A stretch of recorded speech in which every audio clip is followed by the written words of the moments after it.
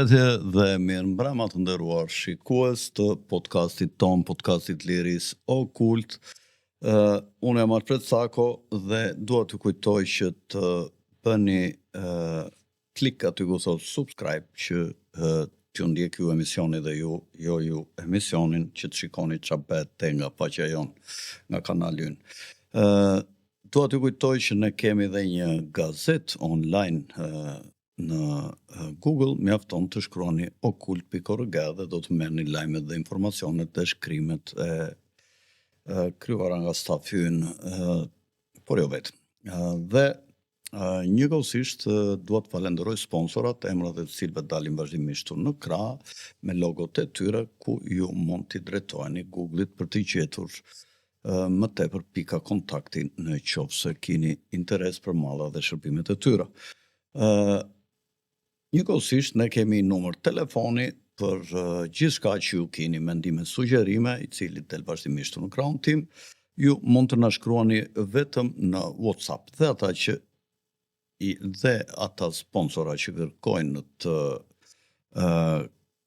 lidhen për marketing me podcastin ton, me stafin e podcastit ton, mund të shkruajnë aty në WhatsApp për çfarë do dhe gjë që ata dëshirojnë, mund të na propozojnë. Mirë, vazhdojmë. Sot do të bëjmë një emision i cili është shumë i rëndësishëm për kohët që po jetojmë, që quhet mashtrimi me ngrohen globale.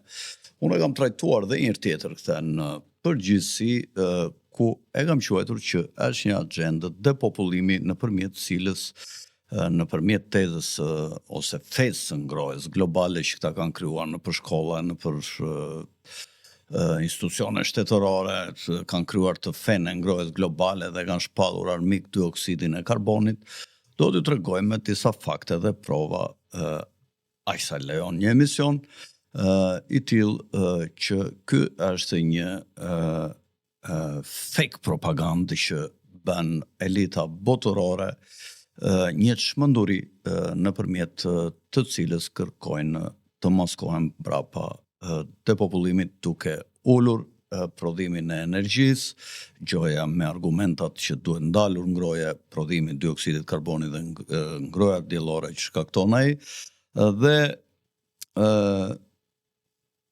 do të japim edhe fakte ilustruese të cilat ne i kemi përzgjedhur. Ne kemi treguar në emisionin e mëparshëm, një foto që ka zgjedhur regjia kështu nga këto mashtrimet që japin këta, këto gënjeshtrat që japin këta me këto fotot kështu. Bravo regjia, bravo dise. Kam filluar të ju tham në një emision të mëparshëm që bëm për këtë temë, për depopullimin, ju tham se ka filluar ringjallja e kulteve pagane të nënës Tokë Gaia, të kohërave të lashta që ishin të lidhura drejt për drejt këto, domethënë kjo ringjallje është e lidhur drejt për drejt me qëllimet e familje mbretërore anglo-holandeze, por sidomos nga ato të organizuara fillimisht nga princi Bernard i Hollandës, i cili ka qenë një ish oficeri SS i nazistëve, si dhe nga princi Philip Mountbatten, i cili ka ndruar jetë para pak kohësh dhe që ka qenë bashkëshorti i Elisabetës së dytë, mbretëreshës Anglisë, i cili ka thënë që në jetën tjetër, nëse do më jepej mundësia, do dëshiroja të bëhesha një virus dhe të binja ke njerëzit dhe ke kafshët dhe ti eliminonja në një masë shumë të madhe ata nga gjallësat. Duhet bëjmë një sqarim mbi adhurimin e kultit të Gaias që qëndron në themel të agjendës eko-imperiale britanike ose anglo-britanike, hollandezo-britanike, që ka infektuar kaq shumë institucionet tona arsimore, kulturore dhe madje edhe ato fetare, perëndimore, diçka akoma dhe me keqe dhe që mungonte në këtë tablo mashtruese. Do përpiqemi të trajtojmë atë përbërës që mungon, i cili do të përfshi një vlerësim përmbledhës të mashtrimit të shkencës së klimës në vetvete, e cila e ka shtrëmbëruar vetë shkencën rreth një mënyre statistikore analize të projektuar për të përfshirë atë molekull të mrekullueshme që zhvillon florën që quhet dioksid karboni, duke konsideruar si një molekull gjenocidale. Ne do të përfundojmë disa fakte themelore gjatë kësaj bisede rreth thelbit të një shkence të vërtetë klimaterike të bazuar rreth astroklimatologjisë që quhet shkenca dhe forcave aktuale galaktike që formësojnë klimën e tokës. Këta thoni që zhvillimi sjell dioksid karboni dhe dioksid karboni sjell temperaturat larta dhe shkatëron florën dhe faunën mbi ekosistemet ose geosferën e tokës, gjë që nuk është e vërtetë. Zhvillimi në fakt ka treguar që e bën tokën më të gjelbër dhe vendet që janë më industriale kanë më shumë gjelbërim. Shumë njerëz në fakt u habitën nga disa gjetje të publikuara nga një ekip shkencëtarësh që analizonin rezultatet e imazheve me rezolucion të mirë, të moderuar, mund ta quajmë, nga satelitët Terra dhe Aqua, në mos gaboj, të NASA-s. NASA i ka përshkruar këto gjetje në një mënyrë të tillë. Ajo thotë se ekipi ja ku po na jep një foto regjia për të cilën do të sqarojmë disa pika më poshtë. Ekipi i ulumtimit, thot NASA, është publikuar kjo më 11 shkurt 2019 në website-in e NASA-s. Ekipi i ulumtimit zbuloi se sipërfaqja globale me gjethe të gjelbra është rritur me 5% që nga fillimi i viteve 2000, kur ka filluar të rritet dioksidi i karbonit. Një sipërfaqe kjo ekuivalente ose barabart me pyet tropikale të Amazonës. Të paktën 25% e kësaj rritje të sipërfaqes së gjelbër ka ndodhur në Kinë, 1/4 pra. Ja ku e kini dhe foton dhe Nindi. Ja ku i kini fotot e gjelbra në Kinë dhe Nindi. Besoj e dalloni artën dhe pjesa tjetër më pak e zhvilluar, janë vendet më pak zhvilluara industrialisht, siç janë ato vendet e Kambodgjës, Vietnamit dhe vendet të tjera aty në gadishullin e Indokinës. Deri në publikimin e këtij studimi, shkencëtarët nuk ishin sigurt se çfarë roli ka luajtur aktiviteti ekonomik njerëzor në këtë gjelbërim anormal dhe të çuditshëm të tokës. Studimi i NASA-s tregoi se kjo shkallë dramatike e gjelbërimit nga vitet 2000 dhe në 2017 po nxitej nga përpjekjet e kombinuara të Kinës dhe Indisë, kështu është justifikimi i NASA-s, për zhdukjen e varfërisë, gjë që përfshinte edhe ripyllëzimin, por edhe përpjekjet për gjelbërimin e Shkretëtirës, ku i atribuohet kryesisht megaprojektit të Kinës lëviz drejt jugut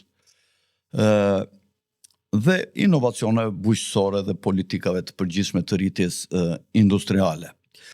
Politikat e mëvonshme përfaqësojnë përpjekje të vërteta nga vendet aziatike për të zhdukur varfërinë nëpërmjet investimeve në infrastrukturë në shkallë të gjerë, një praktikë e përdorur dikur në Perëndim, përpara se ditët e postindustrializmit në Perëndim të shkaktonin një çmenduri kolektive të konsumizmit në fillim të viteve 1970, thot NASA. Ja dhe një grafik ku duket se si është rritur sipërfaqja e gjelbëruar në vendet të ndryshme, ku i keni poshtë dhe lart në kratë të grafikut keni një zhvillim me numra.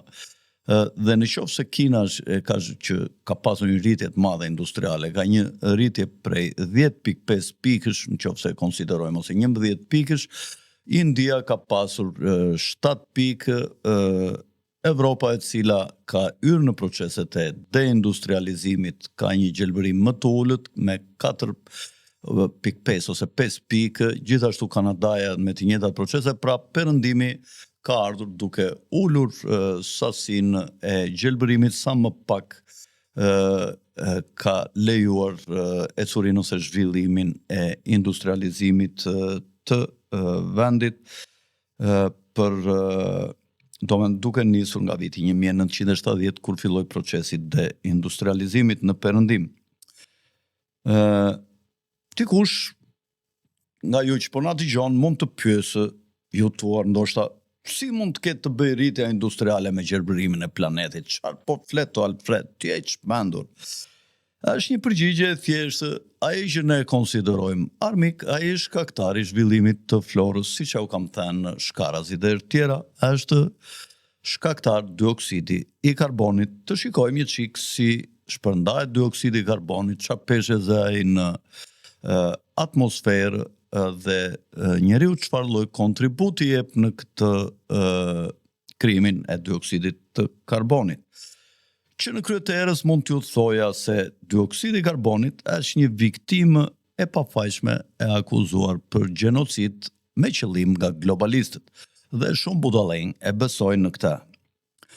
Që fëmijë është mësuar neve se dioksidi i karbonit është një pjesë integrale e ekosistemit ton dhe kemi mësuar që bimët e duan atë dhe e thithin duke lëshuar oksigjen duke kombinuar bashkë me ujin.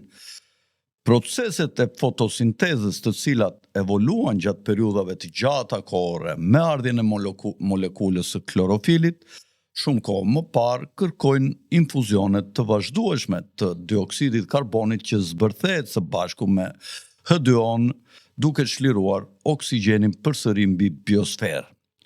Me kalimin e kohës, oksigjeni lirë formon ngadalë atë që ne quajmë shtresën e ozonit të tokës dhe nxit rritjen e formave gjithnjë më të larta të jetës që mbështeten në këtë lloj mbetje kimike që vjen për shkak të aktivitetit të bimëve në favor të jetës. Sot në fakt sasi të mëdha të dioksidit karbonit gjenerohen rregullisht nga aktiviteti biotik dhe abiotik i kafshëve të gjalla, nga biomasat në dekompozim, nga vulkanet që lëshojnë vazhdimisht CO2 dhe gazrat të tjera që ne i quajmë serë. Një pjesë çuditërisht shumë e vogël e kësaj sasie të dioksidit të karbonit shkaktohet nga aktiviteti ekonomik njerëzor. Pra ne nuk ndikojmë me numrin e popullsisë dhe me lëshimin e mbeturinave të gazit karbonik, siç e quajnë këta shkencëtarët, në ekzistencën e asaj mase të madhe në atmosferë. Duke marrë përsipër të gjithë përbërjen e gazrave serës, siç kam kontrolluar nga të dhënat e ndryshme që kam mbledhur, avujt e ujit në fakt përbëjnë që avullojnë pra nga oqeanet, përbëjnë 95% të masës dioksidi karbonit, ja ku kemi bërë dhe një grafik këtu që e kemi marrë të gatshëm, e kemi përzgjedhur. Dioksidi karbonit përbën 3.6%, oksidi azotit 0.9%, siç e shikoni atje ku thuhet të tjerat 1.4%. Metani përbën 0.3% dhe aerosolët rreth 0.07%. Këto janë gazet që ndodhen në atmosferë. Nga shuma totale prej 3.6% e dioksidit karbonit çliruar në atmosferë, afërsisht 0.09% shkaktohet nga aktiviteti njerëzor. Pra, duhet ta ripojmë këtë statistikë.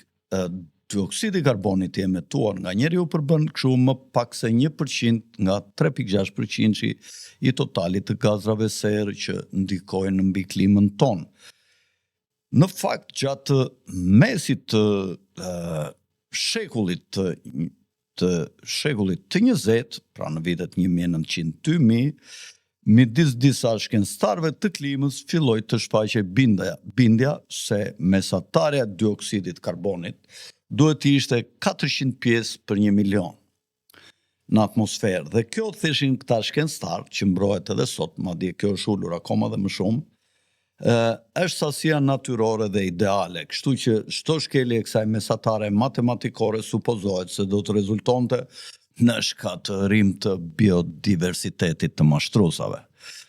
Të njëjtët matematikanë kanë supozuar se gjithashtu pra se biosfera mund të përkufizohet si një sistem i mbyllur i tillë që rregullat e entropisë ishin parimet natyrore të organizimit.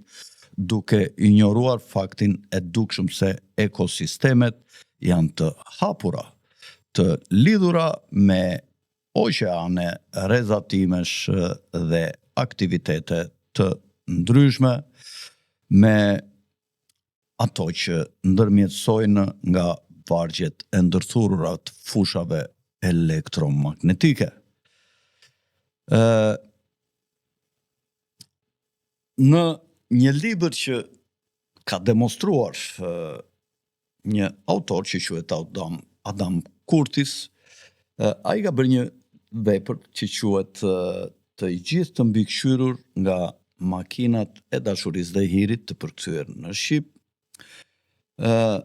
Ai thotë që ky besim u zhvendos ngadalë nga skajet në mendimin e zakonshëm dhe tash mbi zotëron pra ky që duhet të ketë një sasi të tillë që të ketë një aktivitet normal të florës, faunës dhe ekzistencës së specieve të gjalla në natyrë. Shiko, për të rrëzuar këtë mendim që nuk duhen 400 për 1 milion, 400 pjesë dioksid karboni, mjafton t'ju themi shembull shumë të thjeshtë. Janë disa aparatura që prodhojnë si generator dioksidin e karbonit dhe blihen zakonisht kur dikush menaxhon një serë. Dhe një foto tjetër që u kam gjetur të generatorit të serave regjia, ja ku është, ky është një generator i CO2-shit dhe ky përdoret në për sera, kur hym ne aty e ndjejmë, domethënë që ka një ndryshim ajri, sepse CO2-a këtu lëshohet deri në 1500 ppm quhen këto, po që është pjesë për milion përkthehet dhe kjo është rreth 4 herë më e lartë se ajo që kanë lënë këta shkencëtarët si kufi normal për të shliruar dioksid karboni nga geosfera. Po në fakt, kur lëshohet 1500 ppm, cili është efekti i rritjes së bimëve, i zarzavateve dhe i frutave që ne mbjellim brenda këtyre serave? Ne dihet që marrim fruta dhe zarzavate shumë të shijshme brenda këtyre serave, pikërisht nga ky generator, nga kjo pajisje pra dhe nga ky ekosistem që krijojmë aty brenda në serat. Të flasim një çik për temperaturën dhe dioksidin e karbonit. Kush udhëheq në këtë valle dhe a janë të lidhura të dyja në qoftë se shikojmë çka ka ndodhur me klimën në të kaluar. Mes alarmeve frenetike që shpallin këta priftërinjt e armiqt priftërinj, si mund t'i quajmë, të CO2-shit, mbi emergjencën e afërt klimatike që kërcënon botën, nafta do mbarohet. Në vitin 2020 nuk do ketë naftë, na theshin vitet 1990. Ne shpesh harrojmë të pyesim nëse dikush e ka vërtetuar dot ndonjëherë poimin se dioksidi i karbonit shkakton ndryshime klimaterike? Asnjëri. Po për të filluar që t'i përgjigjemi kësaj pyetje, le të filloj me një grafik që tregon rritjen e dioksidit të karbonit, rritjen industriale nga njeriu nga viti 1751 deri në vitin 2015 e ndarë sipas ranave të ndryshme të tokës. Ja, kjo që mund të shohim është një rritje e vazhdueshme nga mesi i shekullit të 19 deri në vitin 1950, ku keni vitet në krah këtu, të ndarë në rajone të ndryshme dhe në vitin 1915, ku 1950, siç u thash, ku shihet qartë një rritje e madhe e shkallës së emetimeve. Kjo rritje shoqëron rritjen e popullsisë botërore dhe prodhimin agroindustrial të ndërlidhur me të. Le të shohim me një foto tjetër, ju lutem regjisë, ndryshimet mesatare globale të temperaturës nga viti, ja ku e kemi, nga viti 1880 dhe deri më sot.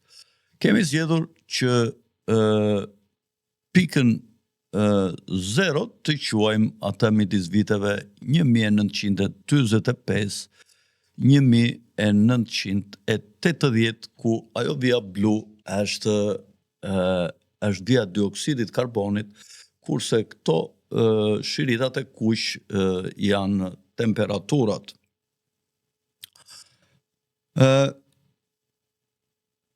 Këtu po ta shikojmë disa lloj anomalish godasin një mendje që mendon.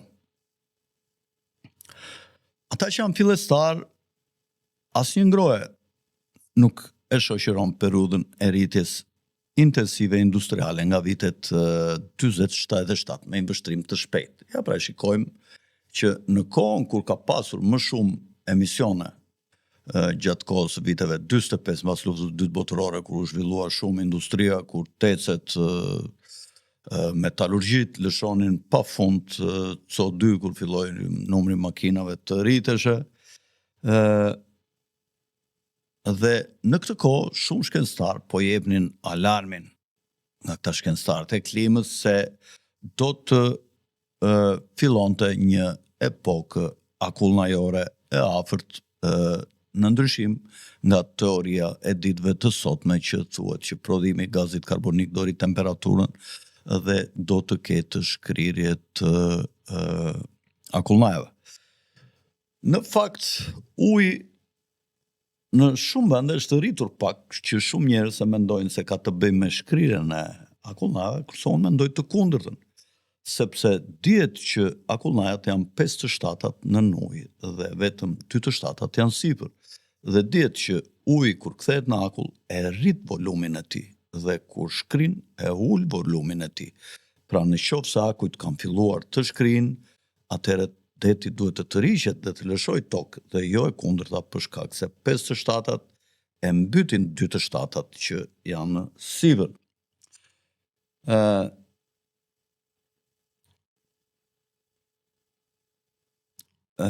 Ka një korelacion që pritej, i cili mungon në fakt plotësisht midis viteve 1998, siç e shikoni aty, dhe viti 2012, kur ngroja globale ndalet pothuajse plotësisht në atë që quhet pauza e ngrohjes globale gjatë viteve 98-2012. Po ta shikoni, është ajo vija blu në fund sipër, e cila është gati horizontale dhe ka filluar nga viti 2000 dhe pak përpara vitit 2000 deri në ditët e sotme deri në vitin 2012, që tregon ana e djathtë e grafikut, vija e poshtme. Parashikimet që përhapin frikë janë shkatruar deri në atë nivel sa ato vetëm mund të pretendojnë sikur kjo pauzë nuk ekziston. Në fakt, zhvillimi i CO2-shit më i lartë në histori është pikërisht kjo periudhë, vitet 98, 2000 deri në vitet 2015, ku duket që prodhimi i gazit karbonik është horizontal, ndërsa temperatura është rritur edhe pak më lart, pra që nuk ka lidhje me prodhimin e gazit karbonik. Dhe duhet bërë pyetja, pse do të shfaqej kjo anomali nëse gazi karbonik ndikonte në temperaturë? Do të kaloj kalimti regjia disa grafike që i kemi përzgjedhur për periudha të gjata, ku ka prova të forta se CO2-shi nuk shkakton ndryshime të temperaturës. Kemi periudhën e ngrohjes gjatë mesjetës, ku temperaturat kanë qenë më të larta se ato të sotme, dhe mbas viteve 1370-1380 deri në vitet 1900 ka qenë një periudhë më e ftohtë, pra për gati 500 vjet, kur nga 1000 deri në 1350 ka prova që temperatura, siç duket ajo ku thot warmer, më ngrohtë, është ajo kuadrati me rozë lart në kratë majt të vështrimit tonë, dhe është periudhë ku thuhet periudha mesjetare e ngrohtë. Ishte koha kur vikingët dolën në vitet 850-900, kjo është saga e vikingëve, ja ku e keni të shkruar, të cilët kanë qenë me veshje më pak të ngrohta se sa ato që kanë mbajtur në periudhën e mëvonshme. Ka shumë mashtrues që janë përpjekur ta fshin këtë periudhë ngrohje nga ekzistenca. Këto quhen modeli i shkopit të okejt. Vikingët në Groenland në fakt nuk kanë pasur uzina qymyri apo automjete sportive, por megjithatë temperaturat mesatare, siç u thash, ishin më të larta se sot. Një grafik tjetër, i lutem regjis, po të shikoni në këtë grafik, ai boshti i zi është zhvillimi i florës në tokë, kurse poshtë janë vitet.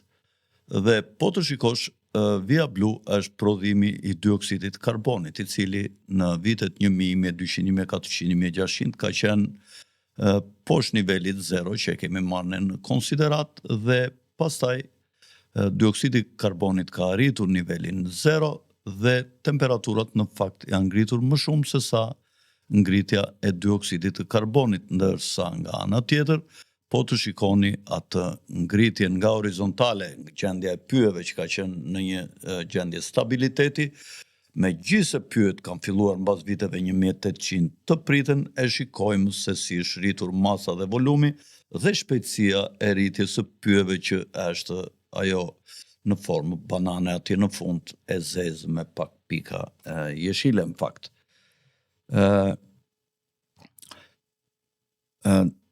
Korelacioni dioksid karboni klim mund të na jap një ide më të mirë se çfarë po ndodh në të vërtetë.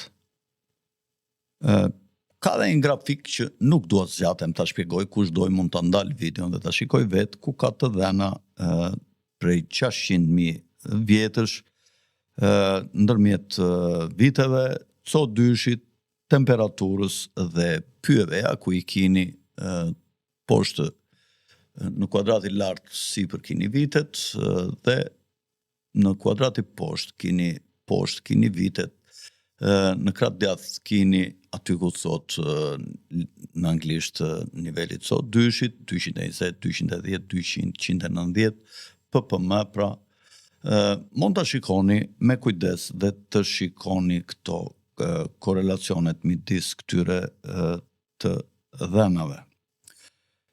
Mund të vini dhe atë diagramën tjetër, po ja ku është, ku me atë vinë e verdhë është sasia e dioksidit karbonit, kurse me blu është temperatura në periudha të veçanta, në epoka të veçanta, ku është 140.000 vjet para erës së re, 120.000 vjet dhe 100.000 vjet.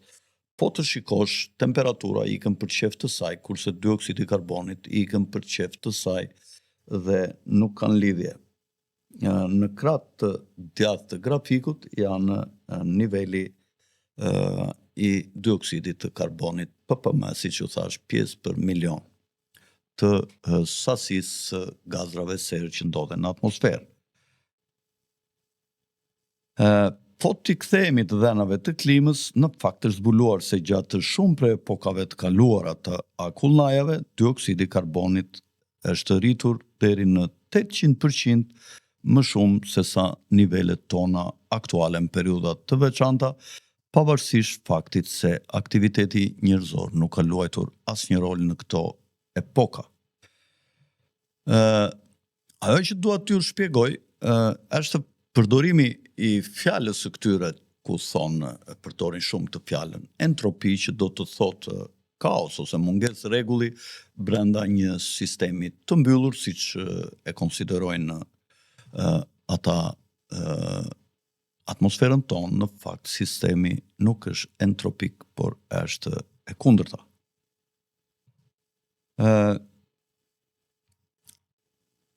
Ka një kthim të shkencës së vërtetë të klimës nga shumë studiues.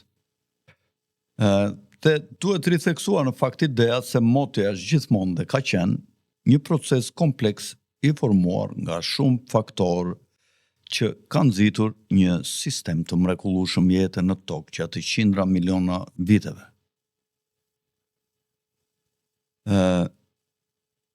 Ky proces është karakterizuar nga ndërprerje jo lineare të shfaqjes së materies së gjallë aty ku më parë ekzistonte vetëm materia inorganike ose jo e gjallë, e ndjekur më vonë ose më pas nga shfaqja e jetës së vetëdijshme aty ku ishte gjetur vetëm jeta e pa vetëdijshme dhe së fundi nga shfaqja në skenë e jetës së vetëdijshme të pajisur me arsye krijuese. Kur njerëzimi u shfaq në skenë, një fenomen i ri filloi të shprehej në një formë të tillë që një akademik i madh rus që quheshe Vladimir Vernadsky, i cili bëhet si një shkencëtar që ka zbuluar dhe ka përshkruar një pjesë që ky e quante nosferë, ndryshe që s'kishte bënte me litosferën apo biosferën.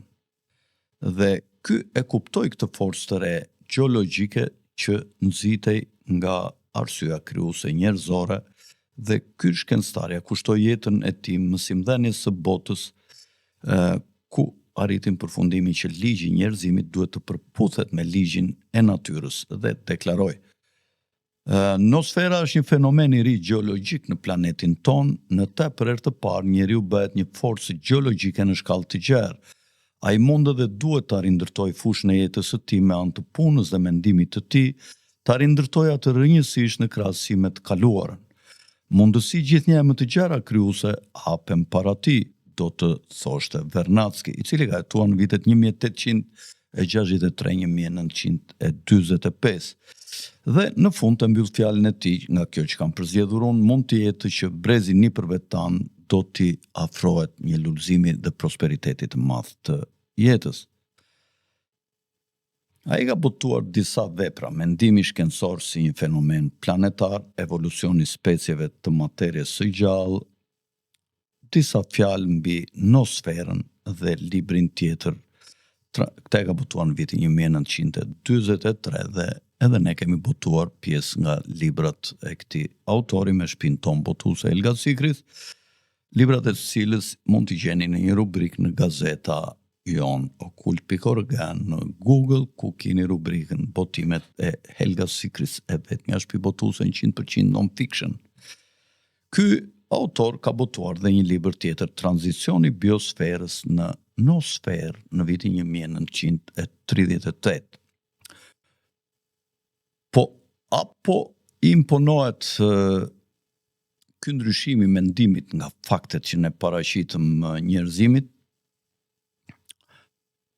ndryshe nga forcat e fashizmit dhe të imperializmit të së kaluarës, shpërberja e tmerrshme qytetërimit sot po ndodh nëpërmjet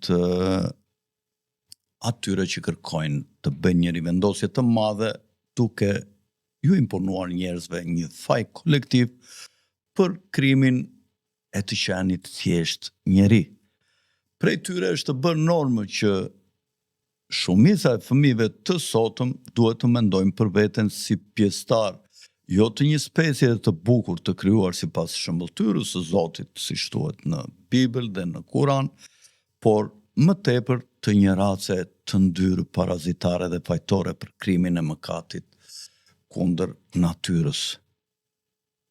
Por ne me këto emisione sjellim mundësitë për të rikthyer të vërtetën mbi shkencën e klimës dhe le të vazhdojnë inxhinierët socialë të lëshojnë pështyma nëpërmjet rivendosjes së madhe dhe të bërtasin e të ankohen, ndërsa kombet zgjedhin një paradigmë të re, një model të ri të sistemit të jetës, të sistemit të hapur të jetës ose anti-entropisë, që u paraqitan përpara, në vend të një bote të sistemit të mbyllur të kalbjes dhe vdekjes nga nxehtësia që po na kërcënon vazhdimisht për dioksidit të karbonit, prandaj zgjidhja duhet të jetë të zhdukim kafshët, të zhdukim industrinë, të zhdukim energjinë, të zhdukim fuqinë tonë të jetesës dhe të paksohemi për këto shkaqe nga mungesa e ushqimeve dhe e energjisë dhe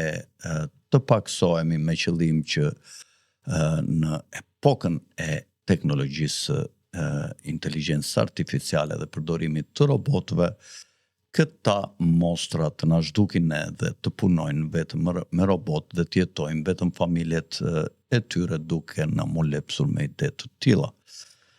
Dhe kështu duhet ta shfaqsojmë në fund sot dyshin si një nga mëkatet e akuzuara dhe të festojmë që e kemi këtë molekul të vogël të mrekullueshme si mikun dhe aleatin ton. Këtu mendoj ta mbyllim regjia, mendoj ta mbyllim këtë emision i cili është shumë i vlefshëm për të gjithë ata që janë, siç i thonë në anglisht, open-minded. Pra me hapjet, me mendje të hapur që gjithmonë pyesin kur dëgjojnë lajme. Pse? Si? Kur? Qysh? Tek? Jo i marrin, i fusin në tru dhe po t'ju thuash ndonjë gjë të kundërt, pastaj thonë qartë thua. Pra duhet t'i gjykojmë gjërat gjithmonë, sepse jemi njerëz dhe ata që janë lart, shkencëtarët, ata që janë lart, shpeshherë mund të kenë interes të na mashtrojnë sipas interesave të një pakice të vogël që i paguan dhe ju thotë se çfarë të thonë. Nga unë Alfred Sako, natën e mirë dhe mos harroni një subscribe kanalit që t'ju ndjej kanali ju dhe jo ju kanalin.